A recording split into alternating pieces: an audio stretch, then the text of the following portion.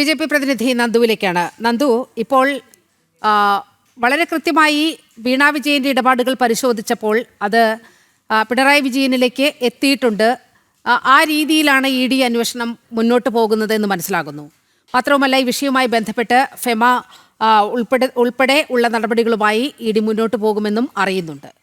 നോക്കൂ, മുഹമ്മദ് റിയാസിനെ കൂടി ഈ വലയിലേക്ക് വളരെ കൃത്യമായി ഈ വലയിൽ മുഹമ്മദ് റിയാസും ഉണ്ട് എന്ന് ബോധ്യപ്പെടുത്തുന്ന തെളിവുകളാണ് കഴിഞ്ഞ ദിവസം കോഴിക്കോട് നടന്ന റെയ്ഡിൽ മനസ്സിലായത്.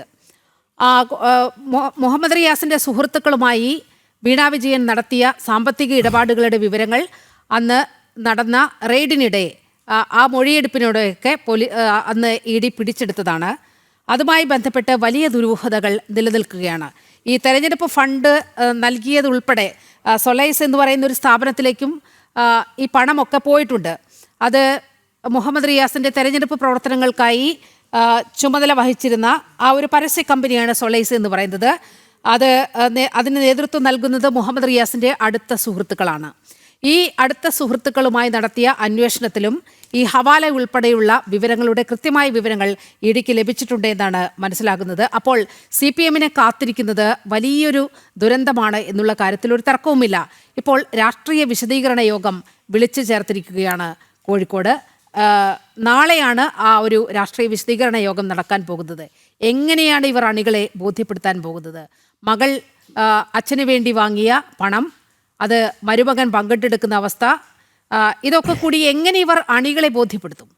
ഇതിനകത്ത് രണ്ട് കാര്യങ്ങൾ പറഞ്ഞിട്ട് ഞാൻ താങ്കളുടെ ചോദ്യത്തിലേക്ക് വരാം. അതായത് കോൺഗ്രസിൻ്റെ പ്രതിനിധി ശ്രീ രജന സുണ്ണിത്താൻ, അവർ നേരത്തെ താങ്കൾ ചോദിച്ചതുപോലെ BJPയെ ഇതിൽ ഒരു അന്തർധാരയുണ്ട് എന്നുള്ള നിലയിലൊക്കെ രാഷ്ട്രീയമായ ആരോപണം ഉയർത്തി. പക്ഷേ രജന സുണ്ണിത്താനെ പോലെ ഒരു ചെറുപ്പക്കാരൻ ഒരു വിഷയം പറയുമ്പോൾ അദ്ദേഹത്തിന് കുറച്ചുകൂടി ആധികാരികമായി ചില വസ്തുതകൾ കൂടി മനസ്സിലാക്കിയിട്ട് പറയണം എന്നൊരു അഭ്യർത്ഥന എനിക്കുണ്ട്. അതിൻ്റെ പ്രധാനപ്പെട്ട കാരണം EDയുടെയും SFIയുടെയും ഒക്കെ ഈ പറയുന്ന അന്വേഷണം നടക്കുമ്പോൾ സ്വാഭാവികമായിട്ട് CMRL എന്ന് പറയുന്ന കമ്പനി അന്വേഷണം തടസ്സപ്പെടുത്തുന്നതിന് വേണ്ടി ഒട്ടേറെ സമയങ്ങളിൽ ഈ പറയുന്ന കോടതികളെ സമീപിച്ചിരുന്നു. ഇപ്പോൾ പിണറായി വിജയൻ്റെ വീട്ടിലേക്ക് EDയുടെ റെയ്ഡ് നടക്കുന്നതിൻ്റെ തലേന്നാണ് സത്യത്തിൽ പല കേസുകളിലും തുടരന്വേഷണം നടത്താം എന്ന് കോടതിയുടെ വിധി പ്രസ്താവമുണ്ട്, അല്ലെങ്കിൽ കോടതി അതിനെ ആ നിലയ്ക്ക് നിരീക്ഷിക്കുന്നത്. അപ്പോൾ പിണറായി വിജയൻ്റെ വീട്ടിലേക്ക് പോകണമെന്നുള്ളതല്ല, പക്ഷേ EDക്ക് അന്വേഷണം തുടരാം എന്നുള്ള നിലപാട്, ഈ പറയുന്ന അനുകൂലമായിട്ടുള്ള നിലപാട് EDക്ക് അനുകൂലമായി കോടതികൾ എടുത്തതിൻ്റെ പിറ്റേ ദിവസം തന്നെ തിരുവനന്തപുരത്തുള്ള വീണ വിജയൻ്റെ ഈ പറയുന്ന വീട്ടിലേക്ക് അന്വേഷണ ഏജൻസികൾ വരുന്നുണ്ടെങ്കിൽ അവിടെ എവിടെയാണ് ഈ പറയുന്ന അന്തർധാരയോ അല്ലെങ്കിൽ ഏതെങ്കിലും തരത്തിലുള്ള മയപ്പെടലോ അല്ലെങ്കിൽ ലാഗോ അല്ലെങ്കിൽ സമയം വൈകിപ്പിക്കലോ ഒക്കെ ഉള്ളത് എന്ന് താങ്കളെപ്പോലൊരു യുവ നേതാവെങ്കിലും മനസ്സിലാക്കണം. ഇപ്പോൾ VD സതീശനെ പോലെയുള്ള ആളുകൾ പറയുന്നതിൽ തെറ്റില്ല, പക്ഷേ താങ്കളെപ്പോലെയുള്ള ആളുകളെങ്കിലും മിനിമം പഠിച്ചു പറയാൻ തയ്യാറാവണം എന്നുള്ളൊരു അഭ്യർത്ഥന എനിക്ക് താങ്കളോട് വ്യക്തിപരമായുണ്ട്. ഇനി ഇതിനകത്ത് ഇപ്പോൾ ജലീൽ പുല്ലൂർ അദ്ദേഹം പറയുന്നത് കേട്ടാൽ തോന്നും ഈ പറയുന്ന CPIMന് ഇതിനകത്ത് യാതൊരു ബിസിനസ്സുമില്ല. ഈ പറയുന്ന വിഷയം CMRലും അതുപോലെ തന്നെ എക്സാലോജിക്കും തമ്മിലുള്ള ഇഷ്യൂ ആണിത്.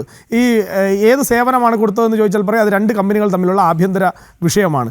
എന്തിനാണ് AKG സെൻറ്ററിൻ്റെ കാര്യം, AKG സെൻറ്ററിൻ്റെ പേരിൽ നിങ്ങളിത് തുടങ്ങിയതെന്ന് ചോദിച്ചാൽ അത് പറയും അത് പാർട്ടി കാര്യമാണ്. അതുപോലെ തന്നെ ഈ പൈസ ഈ ചെറിയ പൈസയല്ലേ കൈകാര്യം ചെയ്തുള്ളൂ, അപ്പോൾ ഈ പറയുന്ന പണം ഇടപാട് നടത്തിയിട്ടില്ല എന്ന് എന്തുകൊണ്ട് പിണറായി വിജയൻ പറഞ്ഞില്ല എന്ന് ചോദിച്ചാൽ അത് രണ്ട് കമ്പനികൾ പറയേണ്ട ഉത്തരമാണ് എന്ന് അദ്ദേഹം പറയും. അങ്ങനെ നമ്മൾ എന്ത് ചോദിച്ചാലും അദ്ദേഹത്തിൻ്റെ ഉത്തരം കമ്പിളിപ്പതപ്പ് എന്നാണ്.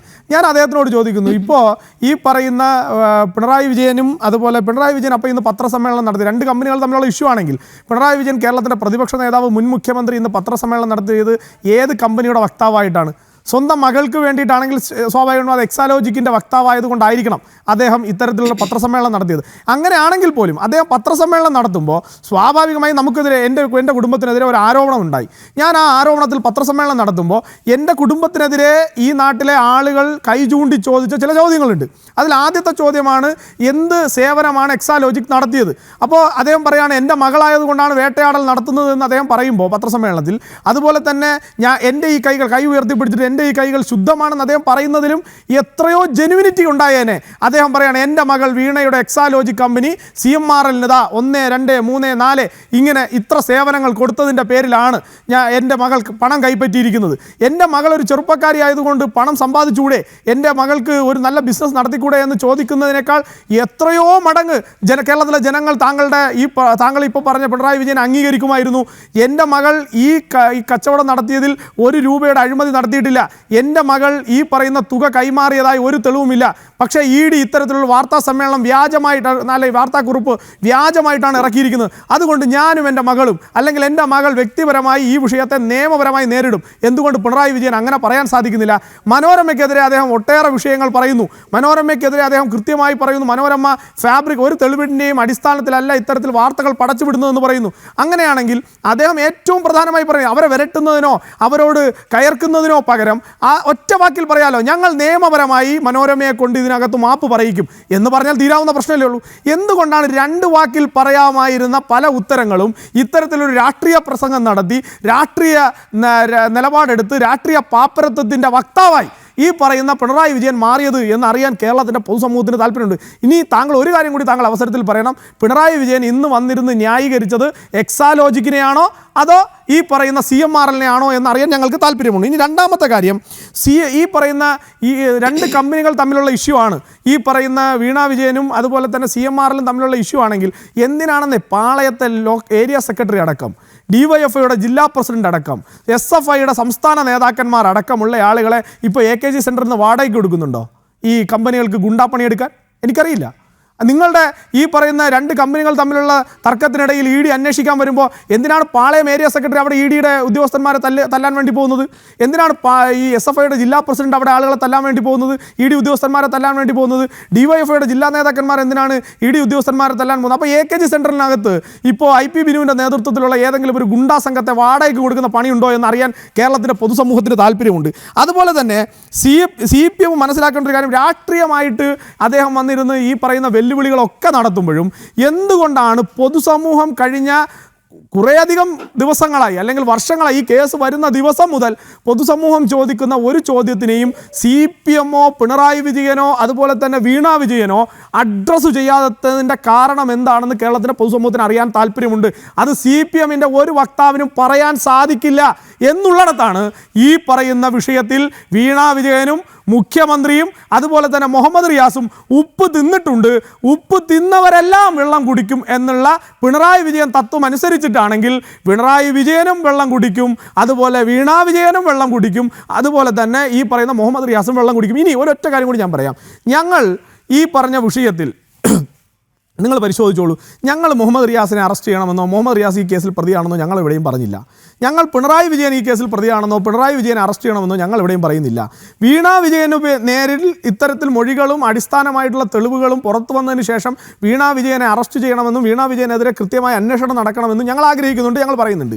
പക്ഷേ അപ്പോഴൊന്നും ഞങ്ങൾ ഇവരുടെ ആരുടെയും പേര് പറയുന്നില്ല. പക്ഷേ CPM എന്തുകൊണ്ടോ ഈ പറയുന്ന വീണ വിജയനെതിരെ അതുപോലെ വീണ വിജയൻ്റെ എക്സാലോജിക്കിനും CMRLൻ്റെ കർത്തയ്ക്കും എതിരായിട്ടുള്ള അന്വേഷണം തുടങ്ങിയത് വെരി ഫസ്റ്റ് ഡേ, ആദ്യത്തെ ദിവസം മുതൽ ഇവർ പറയുന്നുണ്ട് പിണറായി വിജയനാണ് ലക്ഷ്യം, പിണറായി വിജയനാണ് ലക്ഷ്യം. അതുപോലെ അത് കഴിഞ്ഞ് ഈ പറയുന്ന 9 കോഴിക്കോട്ട് 9 സ്ഥലങ്ങളിൽ ഈ പറയുന്ന EDയുടെ അന്വേഷണം നടന്നതിൻ്റെ അടുത്ത മിനിറ്റിൽ CPMൻ്റെ സ്റ്റേറ്റ്മെൻറ്റ് വരുന്നു, റിയാസിനെ ലക്ഷ്യം വയ്ക്കുന്നു, റിയാസിനെ ലക്ഷ്യം വയ്ക്കുന്നു. അപ്പോൾ ഈ നമ്മുടെ നാട്ടിലൊക്കെ ഈ നാടൻ ഭാഷയിലൊരു പറച്ചിലുണ്ട്, അതായത് കോഴിയെ കട്ടവൻ്റെ തലയിൽ പൂട കാണുന്നു. അത് CPMന് അറിയാം.